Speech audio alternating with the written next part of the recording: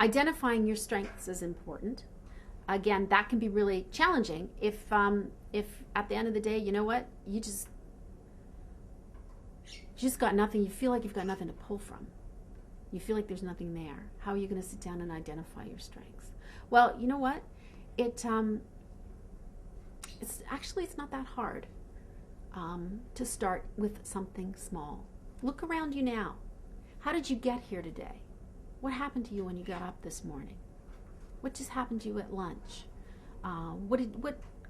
What conflicts did you mediate with your children? Go to right now.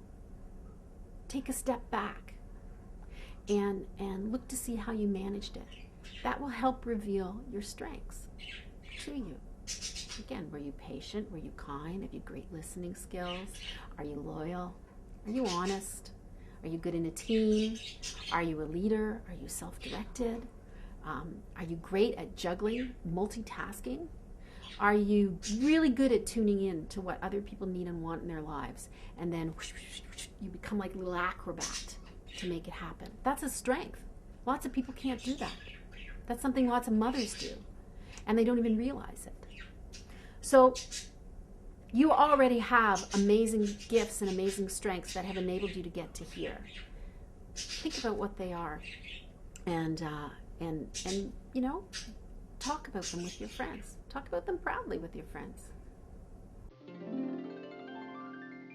As women, we fail to acknowledge our strengths. We fail to look at ourselves in a good light.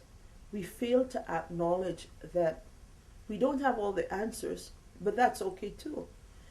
Because if we recognize that having all the answers, what does that mean for us? It means that there's no more learning, but life of itself is a learning process. So we don't have to have all the answers now. It's important too to model for your kids a different way of being in the world. You're a strong person. You've tolerated all sorts of stuff. You've taken all sorts of crap. That's strength. Now you need to learn to be strong in a different way, to use that strength to find a voice, an authentic voice, and a voice of who you are and what you want, and to use it in a way that enables the world around you to understand you better. And you can do that by starting. The starting place for that is to take a few seconds a day, a few minutes a day, a few minutes out of every hour to sit at the center of your universe in an unselfish way. As women, most often we put everybody's agenda before our own. You take care of your parents, because most of us, we've got elderly parents.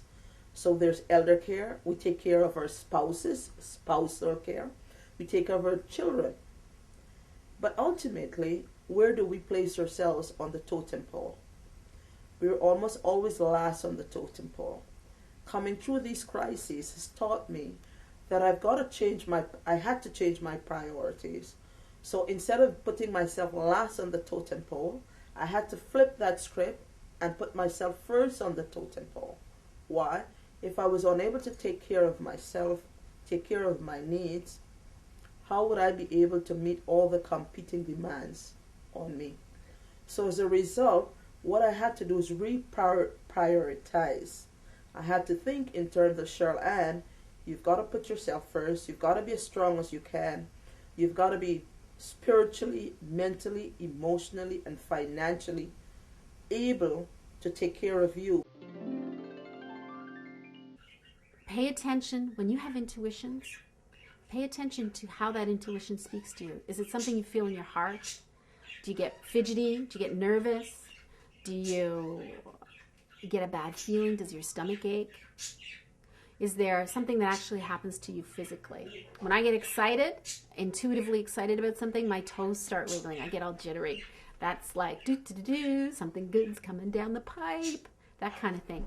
When I'm not feeling good about something, my intuition will talk to me more through my stomach or my breath. I'll get tight breathing. So pay attention to how your intuition speaks to you. Some people actually sort of hear a voice or see something out of the corner of their eye. That could be your intuition talking to you.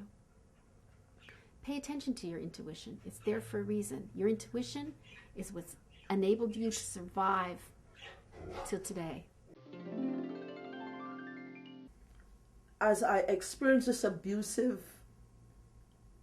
situation, I had to reach within myself. I had to reach to that higher, greater power. And here we're talking about the spiritual aspect of one's life, not the religious aspect, because it transcends religion. There is this greater power or being, for whatever, how we want to address it. For me, I say it's the I am force, because I use some affirmations, I am that I am. When I reach down within myself, I say, I am strong, I am beautiful, I am wise, I am knowledge, and I am understanding. And it's self-feeding. I term it self-feeding, where I feed myself the positives, where I feed myself the things that no one else is doing for me.